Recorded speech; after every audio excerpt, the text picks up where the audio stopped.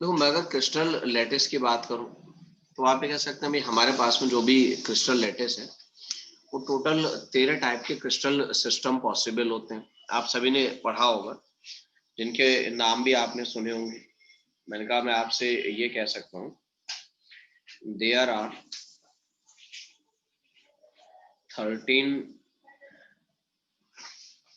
crystal system possible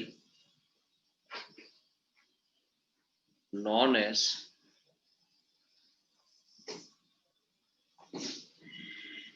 ब्रिवेस lattice.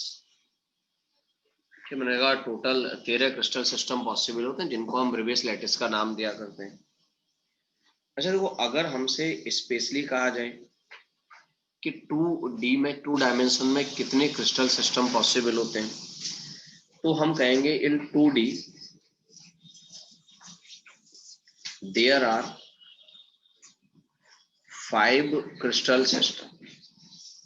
अगर मतलब normally पूछता है तो हम 13 ही टिक करेंगे ना। सिंपल पूछता है कि भाई हमारे पास में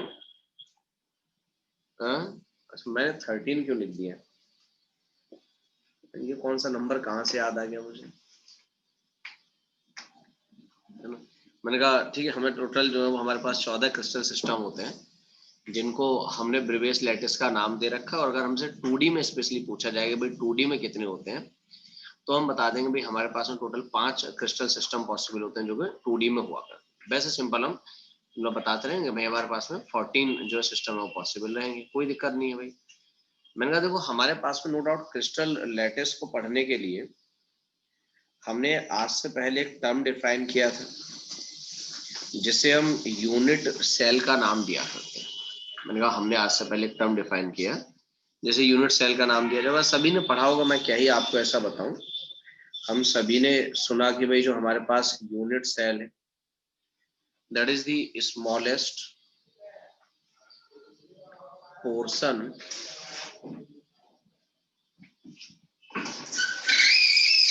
of a crystal lattice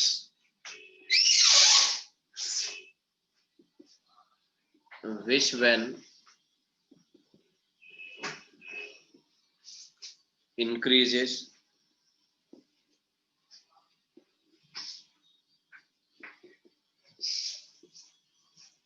in all possible direction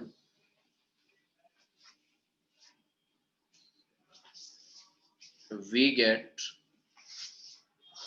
whole lattice।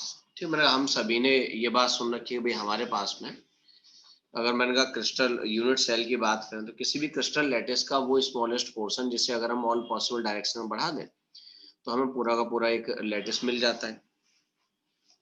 मैंने जो भी हमारे पास में यूनिट सेल है, मैंने कहा मैं कहीं ना कहीं आपसे ये कह सकता हूँ भाई कि हम अगर किसी एक यूनिट सेल की बात करेंगे तो उसे करेक्टराइज करने के लिए, मैंने कहा उसे आप कह सकते हैं पहचानने के लिए हमारे पास में ठीक है 3 आप कह सकते हैं भाई एज लेंथ की बात की जाती है, मैं उनको ABC कह देता हूँ। और मैंने कहा हमें कह सकते हैं भाई हमारे पास में 3 बॉन्ड्स की बात की जाती है जो अल्फा बीटा गामा कहलाते हैं, जिनको हम जो है लेटिस पैरामीटर का नाम देते हैं, या मैंने कहा यही हमारे लिए क्या कहलाते हैं, लेटिस कांस्टेंट कहलाते हैं। ठीक है ना। तो मैंने कहा जो हमारे पास यूनिट सेल है मैं इस तरह का लिख सकता हूँ कि यूनिट सेल is characterized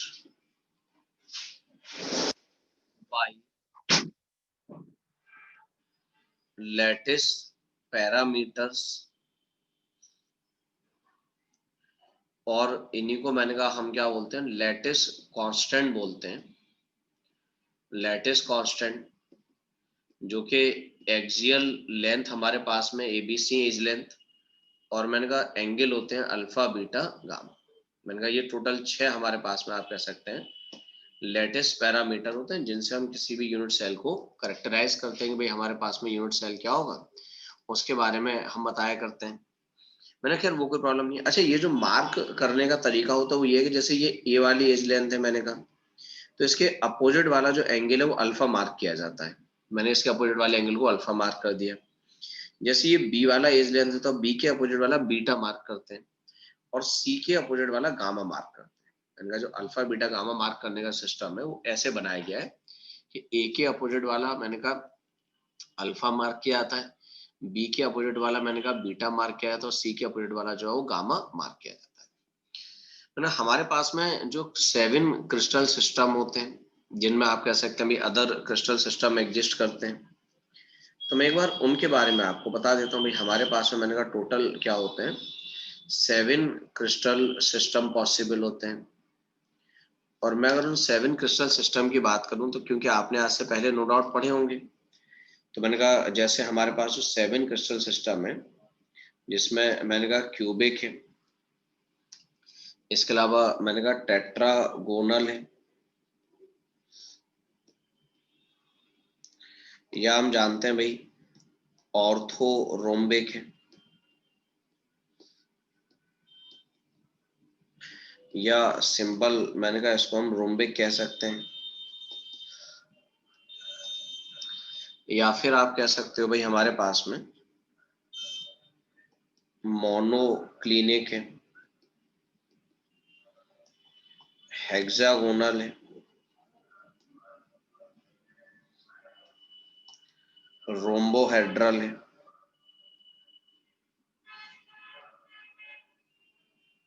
और मैंने कहा हमारे पास में ट्राई क्लिनिक है। यही 7 क्रिस्टल सिस्टम है जिनकी हम बात कर रहे हैं। तो देखो ये जो हमारे पास 7 क्रिस्टल सिस्टम है, आपने देखा इनसाइड में एक टेबल बना के दे रखी है, आपने कभी गौर किया हो शायद, अगर ना किया हो तो एक अलग बात है, लेकिन मैंने कहा अगर आपने गौर किया होगा तो आपको इस पर बेस्ड एक टेबल दिख जाएगी जिसमें उन्होंने अल्फा बीटा गामा मार्क कर रखे हैं, और साथ में आप देखोगे तो उन्होंने सिंपल ए बी सी को मार्क कर रखा है, मतलब इन चीजों को मार्क किया हुआ है और उनके रिलेशन दे रखे हैं।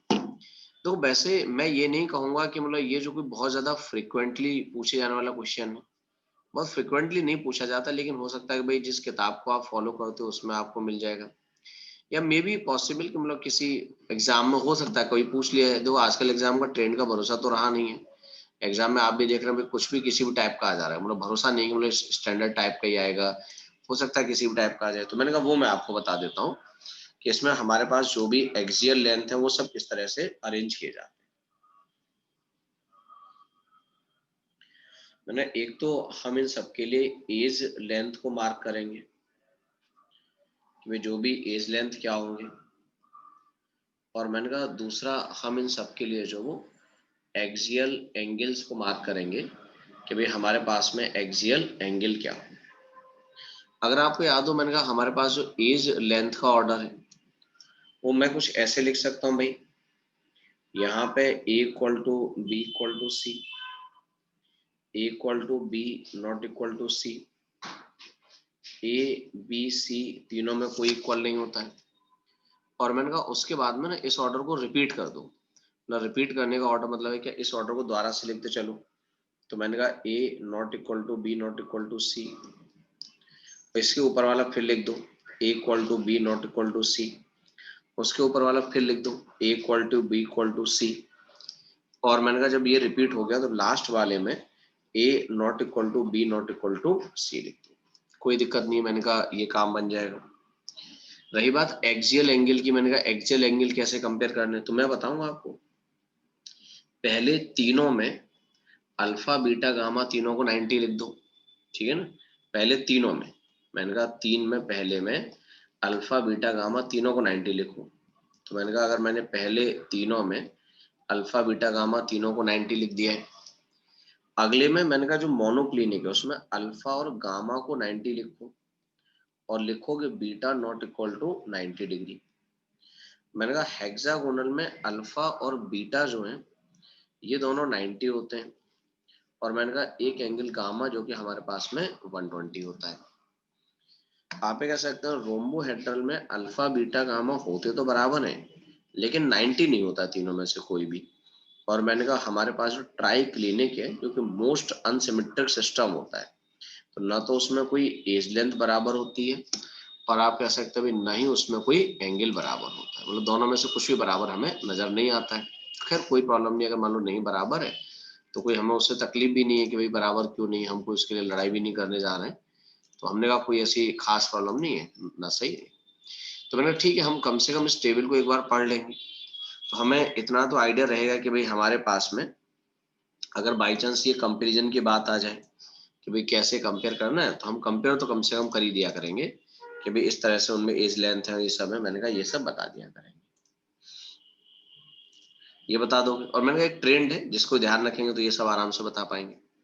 अच्छा मुझे देख के बताया जाए, आप मुझे बताओ भाई इनमें सबसे ज्यादा सिमेट्रिक सिस्टम कौन सा है? क्यों भाई, आपको क्या लगता है सबसे ज्यादा सिमेट्रिक सिस्टम कौन सा है इनमें से? क्यूबिक में सभी जानते हैं। मैंने कहा अगर मैं क्यूबिक सिस्टम की बात करूं तो आप बिल्कुल कह सकते हैं भाई ये मेरे लिए क्या होगा, मोस्ट सिमेट्रिक सिस्टम है भाई, जिसके सारे एज लेंथ बराबर है, सारे एंगल बराबर है, सभी 90 डिग्री है। अच्छा मोस्ट अनसिमेट्रिक सिस्टम कौन सा है मेरे पास में? मोस्ट अनसिमेट्रिक ट्राइक्लिनिक है। देखो ना तो एज लेंथ में कोई रिलेशन है, ना एंगल्स में कोई रिलेशन है, तो मैंने कहा मैं कहूंगा भाई मोस्ट अनसिमेट्रिक सिस्टम जो होगा मेरे पास में वो हमारे लिए क्या होगा, ट्राइक्लिनिक। ठीक है कोई दिक्कत नहीं है। चलो तो हम ये बात ध्यान रख लेंगे। मैंने कहा इसे हम चाहें तो ऐसे याद कर लेंगे, कैसे याद करेंगे? सीटी उर्मिला को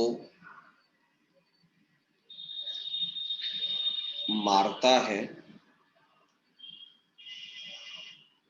रोहित त्रिवेदी। ठीक है ना, सीटी मतलब क्या आ जाएगा, पहले क्यूबिक फिर टेट्रागोनल आ गया, उर्मिला मतलब ओ तो ऑर्थोरोम्बिक, मार्ता मतलब मोनोक्लिनिक, है मतलब एच हेक्सागोनल, रोहित रोम्बोहेड्रल, और त्रिवेदी मतलब क्या हो गया हमारे लिए ट्राइक्लिनिक। तो हम इसको देख के कह देंगे भाई हमारे लिए, मतलब इस सीक्वेंस को याद कर लेंगे, उसके हिसाब से ए बी सी और अल्फा बीटा गामा सभी को हम मार्क कर पाएंगे, कोई ऐसी दिक्कत नहीं है। मैंने कहा हमारे पास में जो देखो क्रिस्टल सिस्टम होते हैं, इनमें से सबसे ज्यादा जो क्रिस्टल सिस्टम पाए जाते हैं, मैंने ये टोटल 7 टाइप के क्रिस्टल सिस्टम होते हैं, तो मैंने कहा सबसे ज्यादा जो आप कह सकते हैं क्रिस्टल लैटिस पाए जाते हैं वो हमारे पास में ऑर्थोरोम्बिक में पाए जाते हैं। ऑर्थोरोम्बिक में 4 आप कह सकते हैं क्रिस्टल लैटिस एग्जिस्ट करते हैं। तो इस बात को भी मैंने कहा हम नोट कर लेते हैं कि भाई हमसे अगर पूछा जाए कि भाई सबसे ज्यादा क्रिस्टल सिस्टम कहाँ पे एग्जिस्ट करते हैं, तो हम कह देंगे भाई हमारे पास में सबसे ज्यादा क्रिस्टल सिस्टम जो होंगे वो ऑर्थोरोम्बिक में एग्जिस्ट करेंगे। ठीक है मैं इस बात को लिख देता हूँ।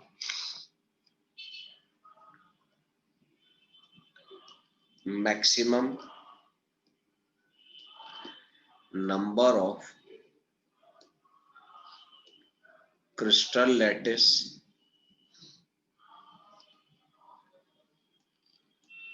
are present in orthorhombic. मैंने कहा सबसे ज्यादा जो क्रिस्टल लैटिस पाए जाते हैं, या आप कह सकते हैं मतलब वेरिएशंस आप कह सकते हैं जो पॉसिबल होते हैं, वो ज्यादा से ज्यादा वेरिएशन किसमें होता है, ऑर्थोरोम्बिक में होते हैं। तो इसमें सभी पाए जाते हैं। इसमें जैसे आपने याद एक सिंपल क्यूबिक यूनिट सेल पढ़ा होगा, एससीसी का नाम सुना होगा, तो मैंने कहा इसमें एससीसी भी होता है, इसमें बीसीसी भी होता है, इसमें एफसीसी भी बनता है, और इसमें एंड सेंटर्ड भी बनता है। आपने मतलब जो है ये क्यूबिक यूनिट्स है, नाम तो मेरे हिसाब से सभी ने सुने होंगे, तो मैंने कहा इसमें ये चारों टाइप के यूनिट सेल जो है वो पाए जाते हैं। ठीक है ये काम कर लेंगे, कोई दिक्कत नहीं है। चलो मैंने कहा अगर ऐसी कोई दिक्कत नहीं है तो मुझे एक बहुत छोटी सी बात, कोई ऐसी बड़ी बात मैं आपसे कर ही नहीं रहा हूँ, छोटी सी बात है कि माचिस की डिब्बी सभी ने देखी है भाई। तो मैंने जो माचिस की डिब्बी रहती है मैच बॉक्स है, वो मुझे बताओ इनमें से कौन से क्रिस्टल सिस्टम से मैच करेगा? क्यों भाई?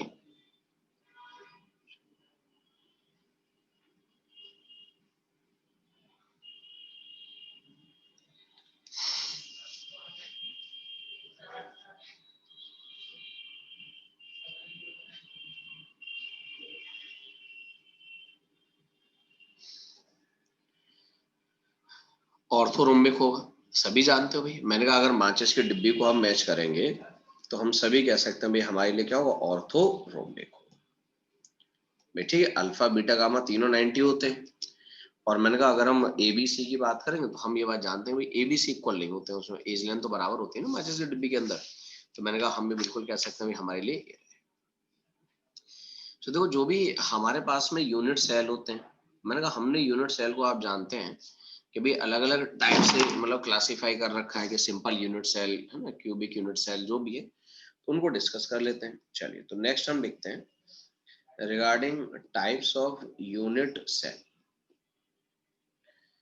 देखो हमने सभी ने आज से पहले सुना हुआ है कि एक हमारे पास में कौन सा होता है, प्रिमिटिव यूनिट सेल होता है। और मैंने कहा अगर मैं प्रिमिटिव यूनिट सेल की बात करूं तो क्या मैं आपसे ऐसा कह सकता हूं कि भाई वो यूनिट सेल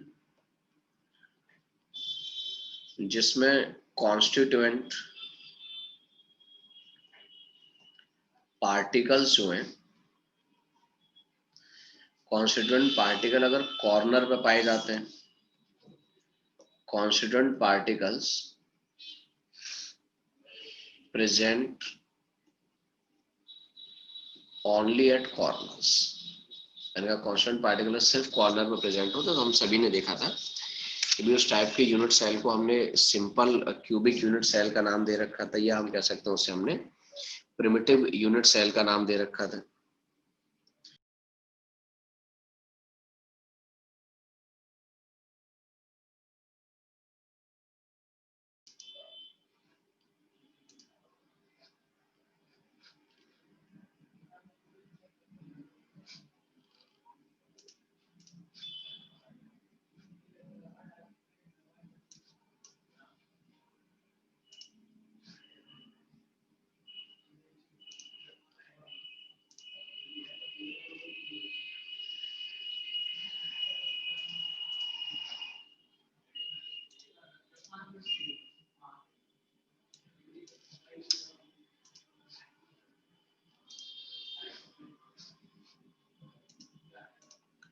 ठीक है, तो मैंने कहा जो कॉन्स्टिट्यूएंट पार्टिकल होते हैं, आप ये कह सकते हैं भाई अगर कॉन्स्टिट्यूएंट पार्टिकल मतलब आप समझते हैं जो भी एटम आयन या मॉलिक्यूल है जिनसे सॉलिड मिलके बना है, अगर वो सिर्फ कॉर्नर पे होते हैं तो हम क्या देते हैं भाई उस तरीके का जो यूनिट सेल है वो हमारे लिए क्या पढ़ा जाएगा, प्रिमिटिव यूनिट सेल पढ़ा जाएगा।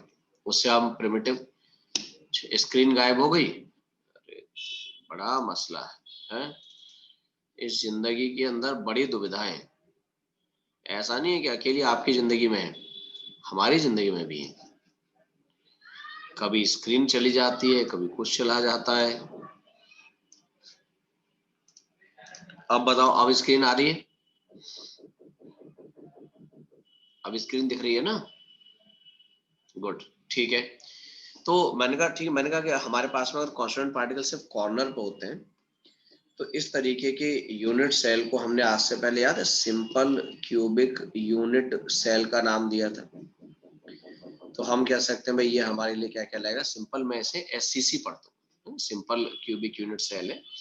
तो मैंने कहा मैं इसे एससीसी का नाम दे दूंगा भाई, हमारे लिए एससीसी पढ़ा जाएगा। मैंने कहा कोई इसमें दिक्कत नहीं है। एक काम करते हैं, काम ये करते हैं कि मैं इन दो एटम की बात कर रहा हूँ। मैंने कहा ये हमारे पास में कॉर्नर एटम ये है और दूसरा कॉर्नर एटम ये है।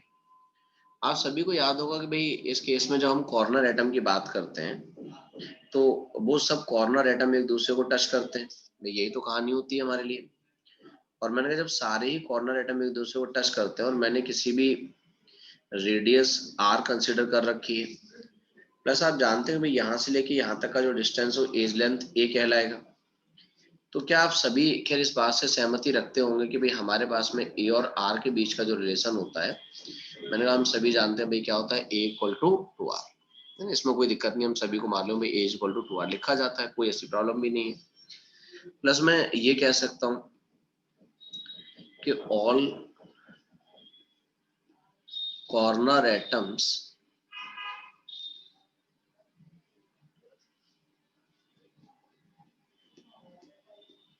आर टचिंग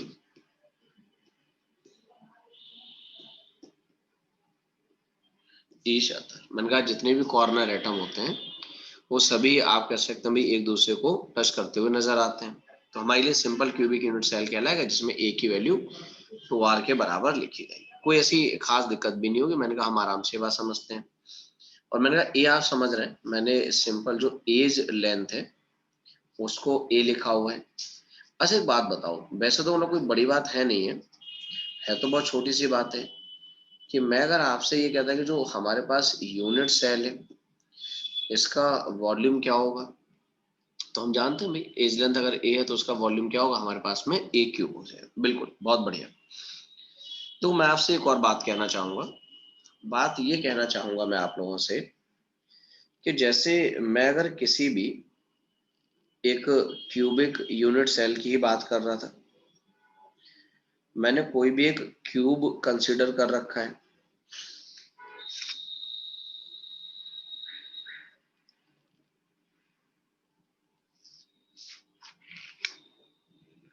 मैंने कहा ठीक, मैंने जैसे मान लो ये कोई एक क्यूब कंसीडर कर रखा है, क्या मैं आप पे इतना भरोसा कर सकता हूं कि आप सभी जानते हैं कि भाई ये कॉर्नर कहलाते हैं? हालांकि आपको हंसी आ रही होगी कि अच्छा इतनी छोटी छोटी बात बताओगे हमें। हम सब जानते हैं। ठीक है, मैंने खैर कोई नहीं, मैं बता देता हूँ ये कॉर्नर कहलाता है। और आप सभी जानते हैं कि टोटल 8 कॉर्नर होते हैं किसी भी क्यूब में, कोई प्रॉब्लम नहीं है। मैंने कहा हम ये भी जानते हैं कि भाई ये हमारे लिए एज कहलाता है। और टोटल मैंने कहा अगर हम गिनेंगे तो हमारे पास में 12 एज होती है। मैंने नो डाउट हर एज का अपना एक सेंटर होगा, तो मैंने कहा हम एज सेंटर की भी बात कर पाएंगे भाई। तो मैं ये कह सकता हूँ अगर 12 एज होती है तो 12 ही एज सेंटर हो जाएंगे। नो डाउट ये हमारे लिए फेस कहलाता है, और मैंने कहा इसका भी अपना एक सेंटर होगा तो उसे हम फेस सेंटर का नाम दे देंगे। अच्छा ये बात हम जानते हैं भाई टोटल क्यूब में 6 फेस होते हैं, तो नो डाउट 6 ही फेस सेंटर हो जाएंगे हमारे पास में, कोई दिक्कत ही नहीं है इसमें। प्लस मैंने कहा मैं अगर इसके क्यूब के एज लेंथ को सिंपल ए कंसिडर कर लूं तो मैं आपसे ये बात कह सकता हूँ भाई यहाँ से लेके यहाँ तक का जो डिस्टेंस है ये मेरे लिए फेस डायगोनल कहलाता है। और मैंने कहा मैं ये जानता हूँ कि किसी भी क्यूब का फेस डायगोनल जो होता है वो a√2 लिखा जाता है। प्लस मैंने कहा मैं अगर दो अपोजिट कॉर्नर को ज्वाइन कर लूँ तो आप ये कह सकते हैं भाई दो अपोजिट कॉर्नर को ज्वाइन करने से जो हमें ये मिला जैसे, तो मैंने कहा ये हमारे लिए क्या है बॉडी डायगोनल कहलाता है। और मैं ये कह सकता हूँ भाई हमारे पास में जो बॉडी डायगोनल है उसकी वैल्यू क्या होती है a√3 होती है। ये कुछ बहुत कॉमन सी बात है जो कि मैंने कहा हम सभी बढ़िया से जानते भी हैं, ऐसा नहीं कि हम जानते नहीं है। और मैंने कहा मैंने थोड़ी सी आपको और बताना चाहिए कि मैंने बता दी कि भाई हमारे लिए क्या रहेगा क्या नहीं रहेगा, वो हमने देख लिया। तो मैंने कहा एक प्रिमिटिव यूनिट सेल होती है जैसे ये नाम दिया गया। दूसरा देखो हमारे पास में जो नॉन प्रिमिटिव यूनिट सेल होती है ना, दूसरा हमारे लिए क्या है नॉन प्रिमिटिव यूनिट सेल है। या हम कह सकते हैं भाई हमारे पास में क्या होता है सेंटर्ड यूनिट सेल होती है। मैंने आपने देखा होगा भाई उसमें हम 3 नाम लेते हैं बेसिकली। सेंटर्ड यूनिट सेल में मैंने कहा 3 नाम लिए जाते हैं, सभी ने सुने हैं वो नाम, जिसमें एक को हम body centred cubic unit cell का नाम देते हैं, body centred cubic unit cell कहते हैं, जिसे शॉर्ट में आप सभी ने आज से पहले बीसीसी का नाम दिया था। मैं ये जानता हूँ कि भाई यहाँ पे जो भी पार्टिकल्स होते हैं, जो भी कॉन्स्टिट्यूएंट पार्टिकल है, मैं ऐसा लिख सकता हूँ भाई constituent particles present at body centre जो कि एक होता है प्लस कॉर्नर्स जो कि 8 होते हैं। तो ठीक है, मैंने कहा अगर कॉन्स्टिट्यूएंट पार्टिकल जो आप कह सकते हैं कॉर्नर के अलावा बॉडी सेंटर पे और आ जाए तो उस तरीके के क्यूबिक यूनिट सेल को हमने body centred cubic unit cell का नाम दिया। मैंने कहा वो हमारे लिए क्या कहलाया body centred cubic unit cell था। मेरे हिसाब से हम बना सकते हैं, कोई ऐसी प्रॉब्लम भी नहीं है। मैंने एक तो मुझे जो भी मैंने कहा कांस्टेंट पार्टिकल है वो कॉर्नर पर रखने ही रखने हैं, तो मैं सारे ही कॉर्नर पर रख देता हूँ मैं। प्लस इसके अलावा मैंने कहा एक पार्टिकल का मुझे बॉडी सेंटर पर रखना होगा, तो ये हमारे लिए बीसीसी यूनिट सेल कहलाएगा। मैंने कहा ये हमारे लिए बीसीसी है। मैंने कहा मैं एक काम करता हूँ, मैं इस एटम को ए, इस बॉडी एटम को बी और इसको सी कह देता हूँ। तो मतलब आप ये देखोगे भाई ये ए बी सी ऐसे कहोगे, मतलब आपके कमरे के एक कॉर्नर पर ये रखा है, उसके अपोजिट कॉर्नर पर ये रखा है और बीच में बॉडी एटम रखा है। तो क्या मैं आपसे नहीं कह सकता भाई यहाँ से लेके यहाँ तक का जो ये डिस्टेंस है ये बेसिकली बॉडी डायगोनल ही तो है। अगर मैं इसका एज लेंथ ए ले लूँ तो बॉडी डायगोनल A√3 कहलाएगा। और अगर मैं इसे रेडियस के टर्म्स में लिखूं तो क्या आपको नहीं लगता भाई कि रेडियस के टर्म्स में 4r लिखा जाएगा? तो मैंने कह दिया भाई 4r की वैल्यू A√3 के बराबर होगी, या मैं कह सकता हूँ भाई A इक्वल टू कितना आ जाएगा 4r/। तो चलो मुझे एक रिलेशन और भी मिल गया कि बीसीसी में जो एज लेंथ और रेडियस है उसका रिलेशन ये है। मैं फिर गायब हो गया कहीं, बड़ी दिक्कत है। हाँ भाई दिख रहा हूं कि मैं गायब हो गया, आ गया मैं तो कहीं गया ही नहीं था, मैं तो यहीं बैठा था।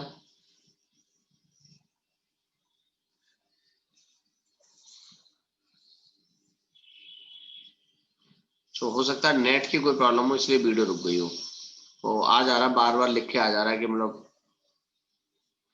Your net is unstable. हाँ, तो मैंने कहा ठीक है बीसीसी में ऐसी कहानी रही होगी हमारे पास में। देखो मैं ये कह सकता हूँ कि इस बार कॉर्नर एटम तो एक दूसरे को टच नहीं कर पाएंगे, क्योंकि बीच में एक बॉडी एटम आ गया है। लेकिन हम ये जरूर कह सकते हैं कि जो बॉडी में प्रेजेंट एटम होगा वो सारे कॉर्नर एटम को टच करेगा। तो मैंने कहा मैं ये कह सकता हूँ जो बॉडी एटम होगा, body atom touches all 8 corner atoms.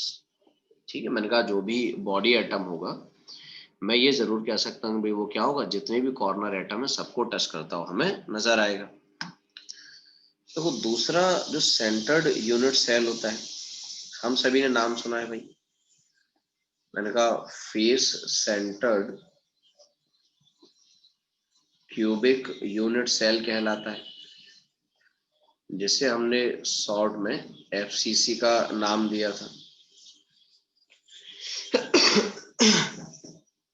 हम जानते हैं भाई इस बार जो कॉन्स्टिट्यूएंट पार्टिकल है वो कहाँ कहाँ पे प्रेजेंट होंगे। तो मैंने कहा मैं ये कह सकता हूँ जो पार्टिकल्स हैं, particles present at face centres. मुझे मालूम 6 फेस के सेंटर होते हैं प्लस कॉर्नर। कॉर्नर पे तो मतलब होने ही होने हर बार, ये मान लो फिक्स है वो। तो मैंने बस इस बार क्या होगा, कॉर्नर के साथ साथ में जो फेस के 6 सेंटर होंगे उन पे भी आप कह सकते हैं आपको कोई ना कोई पार्टिकल नजर आ जाएगा। तो मैंने कहा अगर मैं इस कंडीशन की बात करूं तो आप ये कह सकते हैं भाई हमारे पास में, जैसे मैं इस टाइप का ले लेता, मैंने ये ले रखा है। मैंने आपसे कहा भाई एक तो कॉर्नर पे पार्टिकल होने ही होने हैं, तो मैंने जितने भी कॉर्नर एटम है सब पे पार्टिकल लगा दिया जाएगा। और मैंने कहा कॉर्नर के अलावा मैं ये कह सकता हूँ भाई 8 कॉर्नर पे मैंने पार्टिकल लगा दिया। इसके अलावा जितने भी फेस के सेंटर है, जैसे एक ये लेफ्ट इधर वाले फेस का सेंटर है, मैंने कहा ये 4 फेस के सेंटर तो ये हो गए। एक जो सामने वाला फेस है इसका सेंटर है, एक जो पीछे वाला फेस है इसका सेंटर है। तो मैंने कहा मैं ये बात जरूर कह पाऊंगा कि भाई हर फेस के सेंटर पे मुझे ये नजर आएंगे इस बार। ठीक है, तो मैंने कहा कोई दिक्कत नहीं है। मैं एक काम करता हूँ, काम क्या करता हूँ, मैंने कहा मैं जो है यहाँ से ये वाला डायगोनल बना लेता हूँ, जैसे मैं फेस डायगोनल कहूंगा। तो मैंने कहा मैं अगर इस फेस डायगोनल को देखूं तो ये कंडीशन तो है भाई। मैंने कहा ये एक एटम कोई ए ले ले रहा हूँ, ये बी और ये सी ले ले रहा हूँ। तो मैंने कहा ये ए, ये बी और ये सी है। तो मैं जानता हूँ भाई ए से लेके सी तक का जो डिस्टेंस है ये मेरे लिए फेस डायगोनल कहलाएगा। और अभी थोड़ी देर पहले मैंने आपसे कहा था कि फेस डायगोनल की डिस्टेंस क्या होती है, a√2 हुआ करती है। तो खैर मैंने कहा कोई ऐसी दिक्कत नहीं है, a√2 लिख दूंगा मैं इसको। अब मेरा आपसे कहना यह है कि भाई मेरे हिसाब से अगर रेडियस के टर्म्स में लिखता तो ये 4r लिखा जाता। तो मैंने कहा a√2 की वैल्यू जो होगी वो 4r के बराबर होगी, या मैंने कह दी भाई a की वैल्यू क्या आ जाएगी, 4r/√2 आ जाएगी। हम एक काम करते हैं, इसे √2 से मल्टीप्लाई कर लेते हैं और √2 से हम इसको डिवाइड कर देते हैं। तो मैंने कहा अगर ऐसा है तो यहाँ से हम सॉल्व कर लें तो कितना आ जाएगा, a=2√2r आ जाएगा। तो मैंने चलो ठीक है, हमने ये भी देख लिया कि भाई हमारे पास में जो FCC होगा उस face centred cubic unit cell की कहानी जो है वो इस तरह की नजर आएगी, कोई ऐसी दिक्कत नहीं है। मेरा तीसरा, हमारे पास में क्यूबिक यूनिट सेल और होता है, and that is end centred cubic unit cell. End centred cubic unit cell है। तो मैं ये कह सकता हूँ भाई एंड सेंटर्ड में क्या होता है, जो पार्टिकल है वो कॉर्नर पर तो होनी है, कॉर्नर के अलावा दो अपोजिट फेस पे और पाए जाएंगे, ठीक है ना। मैं लिख सकता हूँ पार्टिकल्स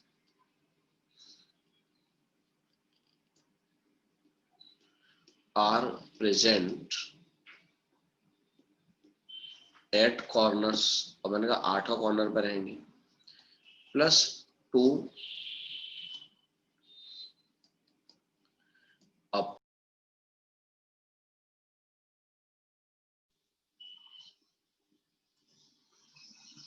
मैंने कहा अगर मैं सेम रेडियस की बात करूं,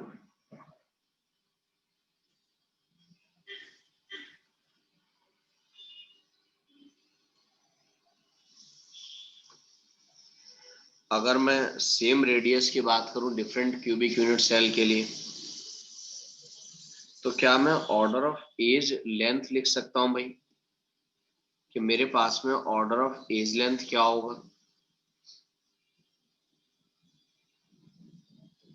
क्यों भाई, क्या आप लोग मुझे सुन पा रहे हो,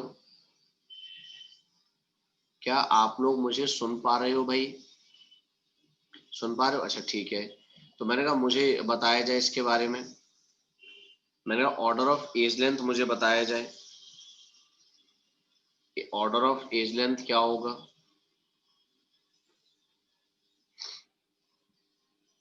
मैं बता दूं भाई, तो हमने तीनों का रिलेशन चेक किया है। हमने देखा SCC के लिए A=2r है, BCC के लिए A=4r/√3 है, और FCC के लिए A=2√2r है। तो मैंने कहा नो डाउट, बिल्कुल हम ये बात कह पाएंगे कि जो हमारे पास में FCC का एज लेंथ है वो सबसे बड़ा रहेगा भाई, ये तो सिंपल हम चेक कर ही सकते हैं, कोई ऐसी बड़ी बात नहीं।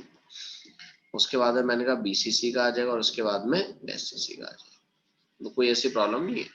और मैं ये भी नहीं कहता कि आप उसे याद ही करो, वो तो ऐसी बात है कि आप आराम से खुद ही बता सकते हो, ना भी याद करोगे तब भी बता दो, पढ़े लिखे बच्चे हो आप लोग सभी जो है। मैंने कहा ये काम कर लो, चलो ठीक है। अगला एक छोटा सा क्वेश्चन पूछ लेता हूँ आप लोगों से मैं, निहायत ही आसान क्वेश्चन है। क्वेश्चन ये है कि sodium metal crystallise in BCC lattice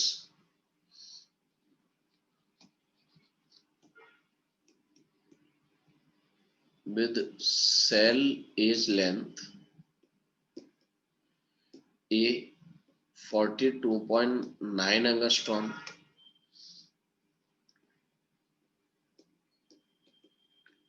then find radius of sodium atom। निहायत ही आसान क्वेश्चन है, ठीक है। मैंने कहा बहुत आसान क्वेश्चन है, हम सभी जानते हैं। लो भाई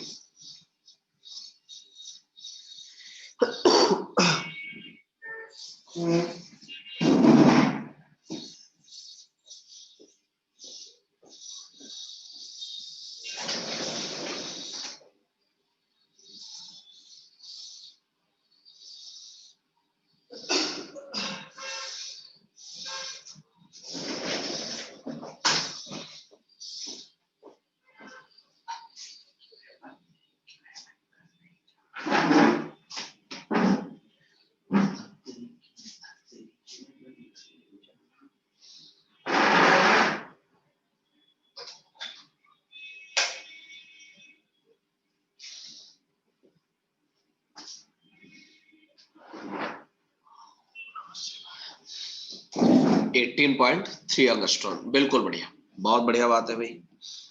लो मैंने कहा हमें मालूम है बीसीसी है, हमने बीसीसी के लिए नो डाउट एक रिलेशन पढ़ा है सभी ने। मैंने कहा बीसीसी हम सभी जानते हैं भाई 4r/√3 के बराबर होता है। एज लेंथ उसने कहा कि भाई 42.89 एंगस्ट्रॉम ले लो, 42.29, ठीक। मैंने कहा मैं उसे 42.29 एंगस्ट्रॉम ले ले रहा हूँ। तो यार 4 इंटू रेडियस बाई √3, तो हम कह सकते हैं भाई रेडियस हमारे पास में कितना आ जाएगा 42.29 इंटू √3/4, और जैसा कि आप सॉल्व करके बता रहे हो वो वैल्यू 18.31 एंगस्ट्रॉम। तो मतलब ऐसा होता है कई बार, आप देखोगे कि सॉलिड में ना बड़ा सिंपल क्वेश्चन आ जाता है। ऐसे क्वेश्चन आए हैं रिसेंट ईयर्स में ही कि मतलब सिंपल एज लेंथ दे दिया, किसी यूनिट सेल का पूछ लिया कि बताओ एटम की रेडियस क्या होगी। ऐसा होता है कई बार, ऐसा है। एक और आसान सा क्वेश्चन लिख लेते हैं। A metal has BCC structure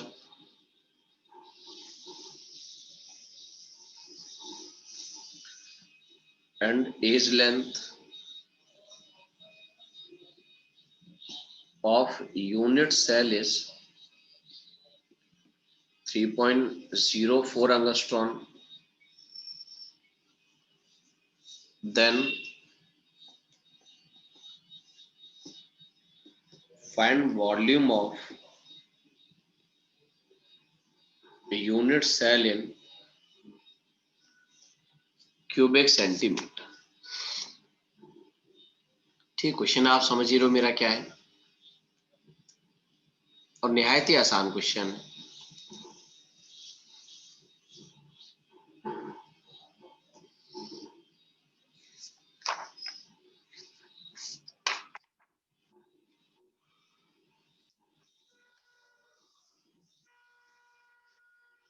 मुझसे कहा गया कि भाई एज लेंथ दे रखा और वॉल्यूम पूछा है। देखो कुल मिला के बात तो ये है कि भाई क्यूबिक यूनिट सेल है। अब जो चाहे वो SCC हो, चाहे वो BCC हो, चाहे वो FCC हो, इससे कोई फर्क ही नहीं पड़ना है। अगर क्यूबिक यूनिट सेल है तो आप ये बात हमेशा कह सकते हैं कि भाई जो एज लेंथ होगी वो वॉल्यूम AQ भी लिखा जाएगा हमेशा। और मैंने कहा अगर AQ लिखा जाएगा तो एज लेंथ आपको दे रखी थी 3.04 एंगस्ट्रॉम दिया था।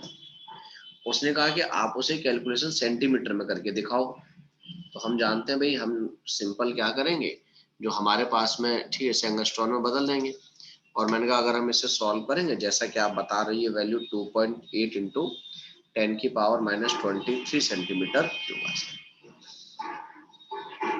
तो BCC तो मैंने कहा बस ऐसे डराने के लिए दिया आप लोगों को। BCC का तो कोई काम ही नहीं है, वो BCC ना लिखता, वो FCC लिख देता तब भी मैं आंसर सेम टिक करता, वो HCC लेवल कुछ और लिख देता तब भी मैं आंसर टिक करता। तो तीनों में आंसर ये टिक करता।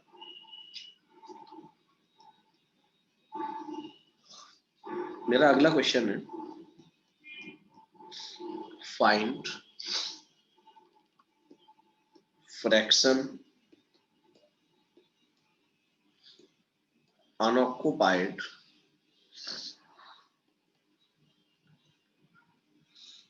of age length in SCC, BCC and FCC। Question शायद मुझे समझाने दिया जाए। मेरा क्वेश्चन आप लोगों से ये है कि जैसे मैं पहले SCC के लिए सॉल्व करूं, तो मैंने कहा कि भाई ठीक है मैं जानता हूं भाई मैं एक क्यूबिक यूनिट सेल की बात कर रहा हूं,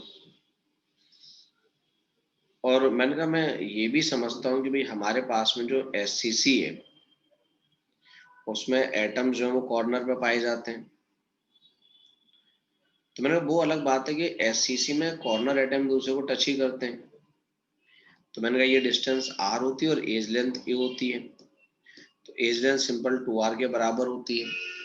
तो मैंने कहा जो हमारे पास SCC स्ट्रक्चर होगा उसमें जो अनऑक्युपाइड एज का फ्रैक्शन वो तो जीरो ही रहेगा। एज पे पूरी पे ही एटम पाया जाता है, एज पे कोई जगह आप कह सकते हैं डिस्टेंस ऐसी है ही नहीं जहां पे एटम ना पाया जाता हो। तो मैंने कहा एससीसी में अनऑक्युपाइड फ्रैक्शन 0 बोला जाएगा। मैं बीसीसी में समझाता हूँ, एससीसी में शायद आपको समझ में भी ना आया हो, बीसीसी में समझाऊंगा समझ जाओगे आप। बीसीसी में कैसे समझ पाओगे आप, वो ये है, जैसे मैंने आपसे कहा कि बीसीसी में ये स्ट्रक्चर है, एक एटम जो बॉडी सेंटर पे और बाकी आप जानते हैं भाई जो 8 कॉर्नर पे एटम है। प्लस हमने ये भी देखा कि भाई कॉर्नर एटम आपस में टच नहीं कर पाते हैं। तो आप ये कह सकते हैं इस एज पे ये जगह खाली पड़ी है, भाई ये जो पूरी एज लेंथ है उसकी ये जगह खाली पड़ी है जिसमें कोई एटम नहीं आ पाया। तो मैं इसी अनऑक्युपाइड पोर्शन की बात कर रहा था कि ये अनऑक्युपाइड पोर्शन कितना होगा। तो मैं अगर आपसे ये कहता कि भाई डिस्टेंस के टर्म्स में मैं ये डी डिस्टेंस मान लेता जो अनऑक्युपाइड है, मुझे ये भी मान लूंगा भाई यहाँ से लेके यहाँ तक का एज लेंथ ए कहलाएगा। तो मुझे बस इतना बताओ आप लोग जो है, ज्यादा ना बता के, कि क्या मैं ये कह सकता हूँ कि भाई मेरे पास में जो भी अनऑक्युपाइड है वो डी कहलाएगा और वो कितना ए माइनस 2r के बराबर। भाई जैसे बात है एज लेंथ में से मैं एटम की रेडियस घटा दूं तो वही तो मेरे लिए अनऑक्युपाइड फ्रैक्शन कहलाएगा, अनऑक्युपाइड आप कह सकते हैं डिस्टेंस कहलाएगी। अब मैंने कहा ये अलग बात है कि मैं जानता हूँ कि बीसीसी में ए की वैल्यू 4r/√3 होती है। तो मैंने कहा इसीलिए मैं कह दूंगा भाई 4r/√3 माइनस 2r, मैं उसको सब्ट्रैक्ट कर दूंगा, कोई दिक्कत नहीं है। तो मैंने कहा अब देखो आपका मन है कि आप उसे फर्दर सॉल्व करना चाहो ना चाहो, मैंने कहा वो तो आप जैसे चाहो वैसे कर लो। तो मैंने कहा अगर आप ऐसे लिखना चाहो, तो मैंने कहा आर के टर्म्स में अगर लिखना चाहोगे तो मैंने कहा ये आ जाएगा। मैं चाहता हूँ कि आर के टर्म्स में ना लिखा जाए, आप उसे एज लेंथ ए के टर्म्स में लिख लें। तो मैंने कोई दिक्कत नहीं है भाई, मुझे इतना मालूम है कि डी की वैल्यू ए माइनस 2r के बराबर थी और मैं ये भी जानता हूँ भाई एज इक्वल टू 4r/√3 कहलाता है। तो मैं अगर यहाँ से 2r की वैल्यू निकालता तो क्या मैं लिख देता भाई 2r की वैल्यू ये होती। तो मैंने कहा ये लिख लूंगा मैं a minus 2r is a√3/2। तो मैंने कहा ये जो भी डिस्टेंस हमारे पास में अनऑक्युपाइड है, अगर मान लो मैं a कॉमन भी ले लूंगा